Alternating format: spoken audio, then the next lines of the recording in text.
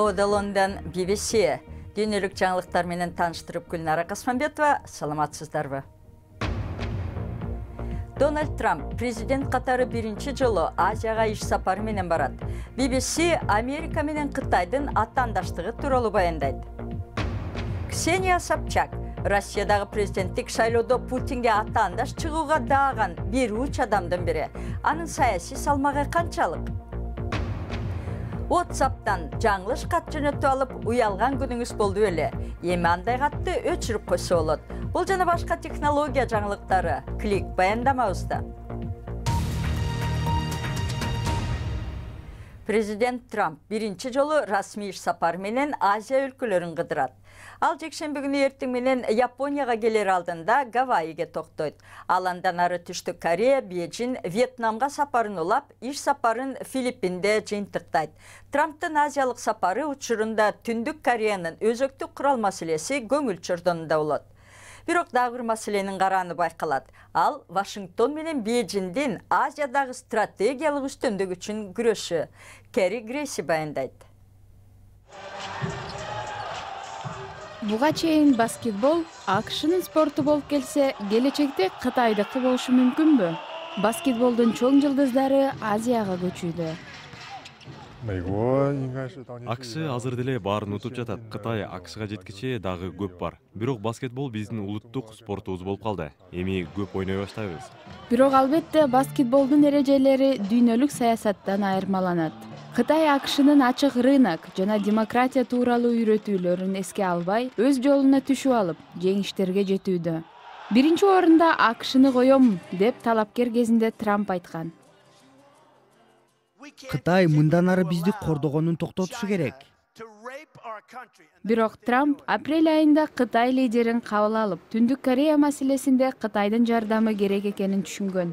Соода санкциялар жөнүндө эч кеп болгон жок. Жана Трамп Си Цзиньпинди жакшы досум деп атаган. Биз абдан жакшы мамиледе болобуз. Мен буга ишенем. Си Цзиньпиндин достору көп. Анын партиясындагы саясатчылар Кытай жогорку деңгээлдеги аскердик күч курат деген убадасын кубатташат. Бул ошол убаданы ишке ашырчу муундун өкүлдөрү. Азиянын географиясын кытайлыктардын көз карашы менен түшүнүү. Экинчи дүйнөлүк согуштан бери чыр жараткан аймактарды АКШнын аскердик флоту күзөттөп турат. Бирок Кытай өзүнө таандык жерлерди кеңейткиси келет. Ошол себептен атаандаштык күчөп жатат.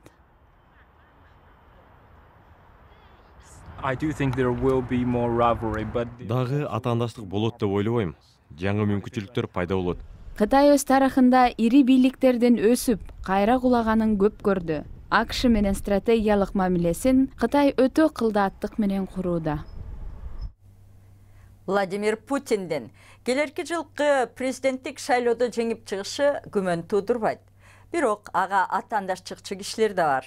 Алардын бири мурдагы ток-шоу жылдызы Ксения Собчак. Анын бейнеси тууралуу баяндама. Ксения Собчак Россиянын шоу-бизнесинде белгилүү инсан. Эми ал шоу-бизнесин калтырып, өлкөдөгү эң жогорку кызматка көз артууда. Ксения Собчак YouTube баракчасы аркылуу жазында болчу президенттик шайлоого катышаарын билдирди. Я теперь имею право баллотироваться в президенты. Ал шайлоого жеңүү үчүн эмес, Путиндин режиминен тажагандарды бириктирүү үчүн баратканын айтты. Эл келип, биз каршыбыз, силер калп айтасыңар, өлкөнү башкарбай жатасыңар, силер бийликте турушуңарды эл каалабайт деп айтканга мүмкүнчүлүк болду дедим. Чынында эле ошондой. Бирок эң кызыгы эми башталат. Собчак президент Путин менен абдан жакшы тааныш. 1990-жылдары Путин анын атасынын жетекчилиги алдында иштеген. Мен эч кандай саясий системага тиешем жок. Бийликтер менен эч байланышым болгон эмес. Путиндин же ал негиздеген саясий системанын партиялары менен дагы байланышым жок. Алексей Навальный бир нече айдан бери Россиянын булуң бурчундагы штабтарын бекемдөөдө. Полицияны бир нече жолу камакка алып, жактоочуларына да каршы күч колдонгон. Ксения Собчак 6 жыл мурун Путинге каршы чыккан үчүн бир нече саат абакта отуруп чыккан. Ошондон бери Путинге каршы чыгууга баргандарга карата жаза кыйла катаалдашты. Собчак үгүт кампаниясын пайдаланып, өзгөрүүлөрдү каалаган эл канчалык көп экенин көрсөтүүнү көздөйт. Азырынча эч кандай тоскоолдуктар жок өңдүү. Сиз көрүп жаткан BBC эмегөндүн башка кабарларынын тизмеги. Сирия армиясы ислам мамлекетінің күштерін Дейр-аль-Зур шаарынан сүріп шықты. Өлкө чыгышындагы шаар толугу менен бошотулду дейт Сириянын мамлекеттик телеберүүсү. Ирактын чегарасына жакын жайгашкан Дейр-аль-Зур шаары жихадчылар үчүн чоң мааниге ээ болчу. АКШ президенти Трамптын Твиттердеги дареги 4-чү күнү 11 мүнөткө жоголуп кетип, кайра калыбына келтирилди. Twitter компаниясы президенттин дарегин тартип бузган кызматкери өчүрүп салганын моюнга алып, мындай окуя экинчи кайталанбаш үчүн ичара тергөө жүргүзгөнүн айтты. Рак илдетине чалдыккан пациенттин тамак сиңирүү системасында жакшы бактерия көп болсо, дарылоо жеңилирээк болору аныкталды. Франция жана Америкадагы изилдөөдө рак менен ооругандарга иммундук системасын күчөткөн дары берилген. Натыйжада ичеги карындагы кээ бир бактерия рак илдетине каршы иммундук системаны чыңдаган. Айбо деген эсиңизде болсо керек. Sony жасаган робот ит рынокко кайтып келди. Анын бул жолку версиясынын жасалма акылы кимди болсо кубандырбай койбойт. Ал эми робот ит көзү менен ар түрдүү маанайды туурай алат. Бул жана башка технология жетишкендиктери апталык клик баяндамабызда. Унаңыздын отургучу ыңгайлуу элеби? Ford компаниясынын жаңы робот отургучтары өтө ыңгайлуу. Компания отургучтарды сыноодон өткөрөт экен. Бул аспап адам баласы унаа киргенин туурайт. Ал 25 000 жолу отуруп турат. Ал унааны 10 жыл бою колдонгонго барабар. Компания айтылган ыкма аркылуу отургучтун ыңгайлуулугун жана чыдамкайлуулугун аныктай алышат. Ал эми Sony компаниясы таанымал Айбо роботун кайра алып келүүдө. Күчүк сыяктуу жасалган Айбо роботуна жасалма акыл кошулду. Ал аркылуу робот ээлеринин көңүлүн көтөрмөкчү. Айбонун көзүндөгү жарык диод панелдер аркылуу робот ар түрдүү эмоцияны билдире алат. Ал эми 20 сенсору айлана чөйрөнү анализдөөгө көмөк көрсөтүп, кыймыл аракетине жардам берет. WhatsApp'ты колдонгон тургундарга жагымдуу жаңылык. Эгерде туура эмес адамга, группага же маалыматты ката жазып алып жөнөтсөңүз, эми аны өчүрүп салуу ыкмасы пайда болду.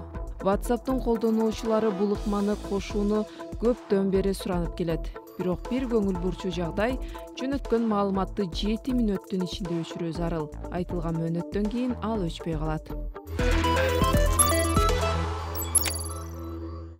Спорт. Европанын футбол башкармалыгы УЕФА 10 ноябрда зөөкүр жүрүм-турум үчүн айыпталган Марселдин коргоочусу Патрис Эвранын ишин карайт. Эвра Португалияда Европа лигасынын матчы башталарда команданын бир күйөрманын тээп жиберген. Манчестер Юнайтеддин мурунку оюнчусу машык учурунда талаанын четинде турган күйөрманды секирип барып тепкен үчүн кеминде бир оюндан четтетилген. Манчестер Юнайтеддин менеджери Жозе Мориньо Реал Мадридти жетектеп турган кезде телеукуктар үчүн алган 3,8 миллион доллардын салык төлөөдөн баш тарткан боюнча сот иши жабылганын билдирди. Испаниянын баш калаасы Мадридтеги сот угуусунан кийин Мориньо бардык айыптоолорду жайгарыш үчүн акча төлөп чыкканын маалымдады. Теннис. Дүйнөлүк биринчи ракетка Рафаэль Надаль тизесинин травмасынан улам Парис Мастерс турниринен баш тартты. Испаниялык теннисчи жума күнү чейрек финалда сербиялык Филип Крајонович менен беттешмек. Надаль 3-чү күнү кореялык Хён Чон менен ойноп жеңип алганда эле ал 2017 жылкы рейтингде эң жогорку сапта турары анык болгон. Коштошордон мурун түштүк кореялыктардын кышка кандай даярданганын көрөлү. Алар кышкыга кыязы көмүр эмес, жемиштерди камдап алууну артык көрүшөт. Өлкөнүн баш калаасы Сеулда жылына өткөн салттуу кимчи фестивалында жора жолдош, тууган туушканы, колунда жогурак кошуна колоңдору болуп чогулуп 100 миңдеген тонна капустаны калемпирге чылап ачытышат. Чөпчарга анча ынтызар эмес кыргыздар согум союп даярданчу эле. Бул апта бою жаңылыктарды алып барган Гүлнара Касманбетова, оодо кайрадан жолукканча саламатта калыңыздар.